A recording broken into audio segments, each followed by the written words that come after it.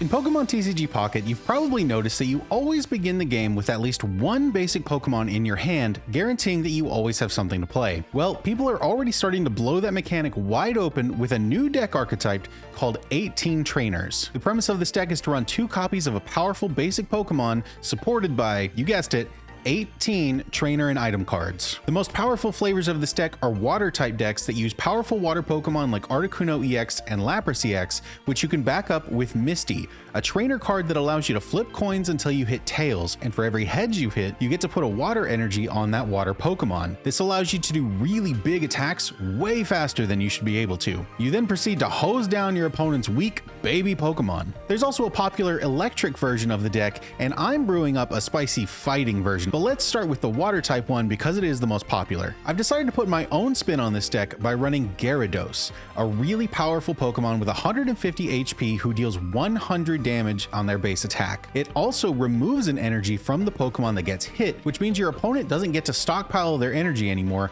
giving you full control over the game. So this is technically a 4 Pokemon 16 trainer deck, but I think the upside pretty much outweighs the cons. Plus the full art looks really good and he's too hard to play in any other deck. As you might imagine, this deck is the epitome of a glass cannon. You're either going to go off and win super fast, or you're going to sit there with a Magikarp and lose immediately. Let's jump into some games and check out the Gyarados version first, after you've remembered to like and subscribe.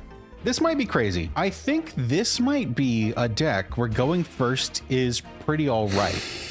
Oh my god, he's playing steel types? I've literally never seen a steel deck. Oh my god, I don't know what these cards do. Mawile, crunch, flip a coin of heads, discard an energy from your opponent's active Pokemon. That's the thing that I do. Oh, and he's just gonna munch on me because it's gonna take me so long to attack him. Take energy from your energy zone and attach it to this Pokemon. Whoa.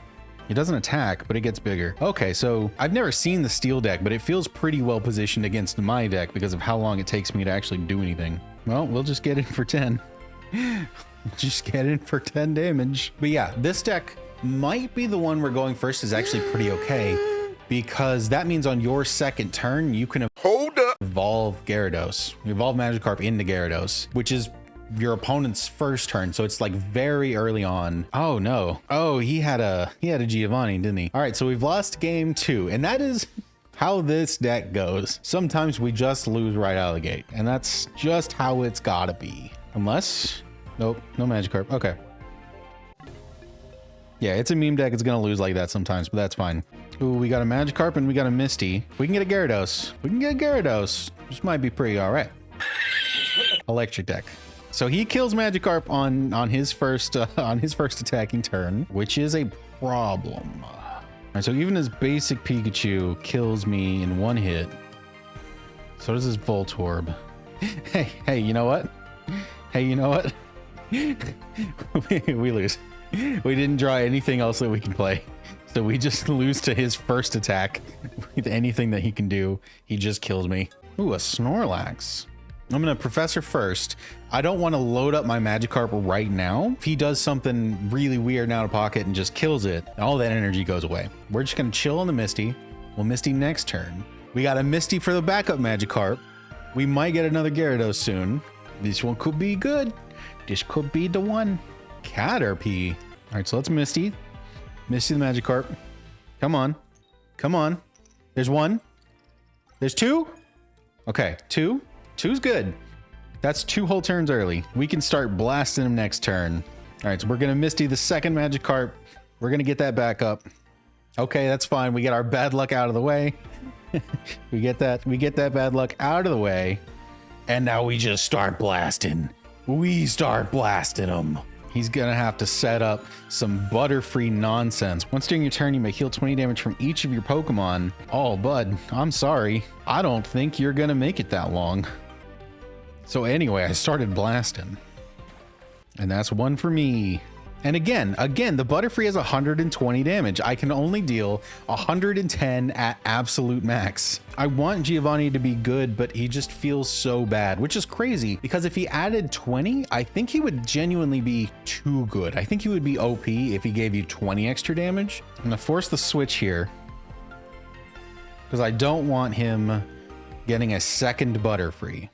Hey, we got him. Also, yes, using it right after an Oak would probably be good, except people play Oak and then they usually play the cards that they got from it, so it's not always net positive. Plus, here's the other thing about the red card. It doesn't just get rid of cards in your opponent's hand, it also redraws them 3 cards. So if they are actively fishing for cards, a red card could help them get what they need. That's also part of why it's like so weird and tricky. All right, what does Growlithe do? 2 energy for a bite, and then a Pinsir with Double Horn. Interesting. Harris, what is this hodgepodge of a deck? You got Arcanine, you got Pinsir, you got Paris. Come on, come on, come on, come on, come on, come on. All right, there's 1, there's 2, there's 3, there's 4. Oh, buddy. Oh, buddy. Oh, buddy. Oh, buddy. Oh, you didn't even see it coming. You had no idea. Oh, buddy. Oh, no. We did it. The 4 from the Misty. What you got? What could you possibly do? What could you possibly do against this monster? Yeah, draw your cards. Find it out, please. He's thinking. He's thinking. Buddy, you can't think hard enough, I'll tell you that. I think this guy, I think he was like level 9. I'm wondering if I'm just like bullying a new player who only has Pokemon because they don't know how to build a good deck. Makes me feel a little bad, but you know what? We had to do it. Someone's got to take the fall, and it's gonna be Vic this time. This Pokemon is actually very strong.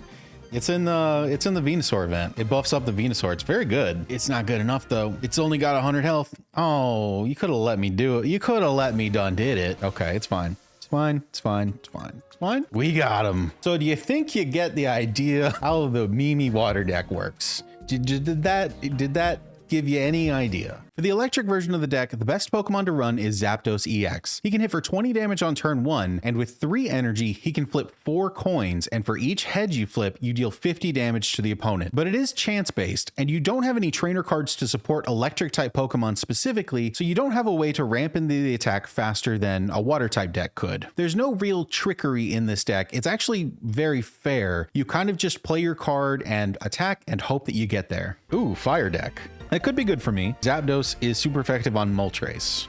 All right. We don't need any Pokemon in this deck, so I think we just go for the damage, right? What you got going on in your hand? Show me. Show me. Arcanine. Blaine. That's going to go crazy. Okay, that's going to go crazy if he draws a Ninetales. Although we should just, should just go right through it. And what do I have coming up? All right, so I have bad cards coming up until turn 3. That's really cool. So we're going to peck the Vulpix 2 more times and then see what happens, I guess. Oh, no, he's changing. I think that actually is really smart because it's going to take me so many turns to deal enough damage to kill it that, like, it's fine to be out now. He's going to get value out of it. Okay, just 1. That's good for me. So he's going to try and get that Arcanine up there. And we're just going to plow into this Moltres. One more. Okay, there we go. There we go. Yeah, when Moltres is good, he's great. But he's just so bad so often. Ninetales. Come on, where's the Arcanine? We know you got one. There it is. So you deal 120? And he didn't have the Giovanni. I have the Giovanni, although I don't think it matters. And neither does swapping or potioning. So I think we just hold our fingers and we hope for 3 coins. Come on, 3 coins. Come on, 3 coins. No. Come on. No. Well, we got 2. I mean, we do still win, right? Like, unless he does something crazy and we get super unlucky next turn, we did win. All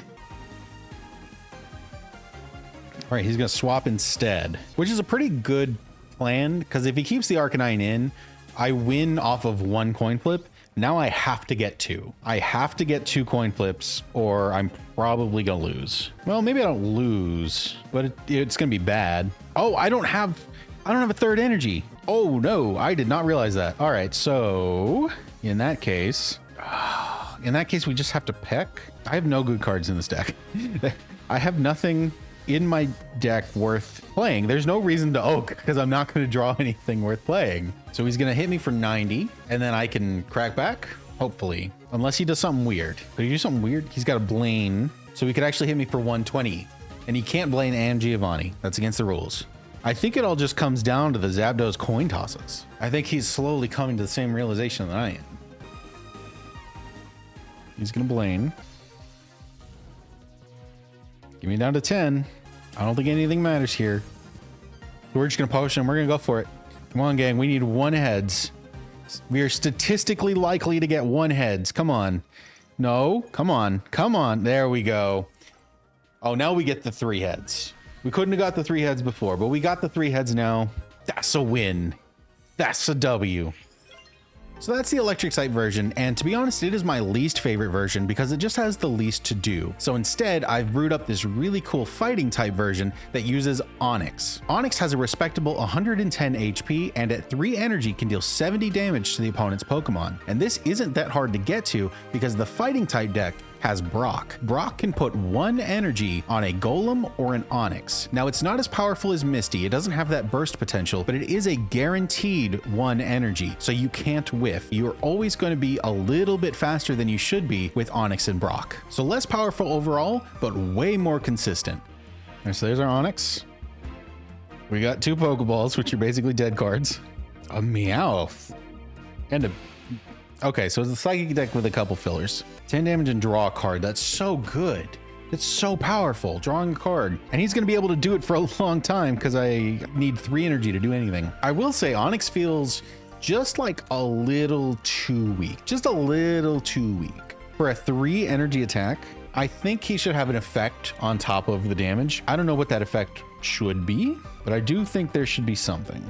And we are going to Sabrina. Force the switch because I don't want him having the Meowth out. He'll draw like 4 cards before I can do anything. Oh, interesting.